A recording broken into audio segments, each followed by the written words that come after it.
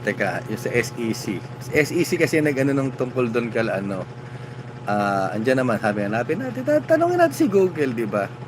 SEC case versus the Villiers. Ayan.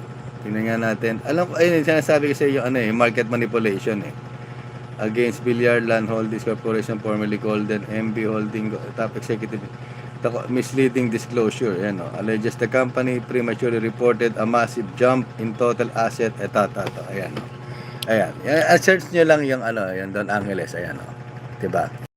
Ayan yung yan yung the SEC filed criminal complaints with the Department of the DOJ against Villar Land Holdings Corporation and top executives including the Villar family for alleged market manipulation, misleading disclosures, and insider trading. Ayan.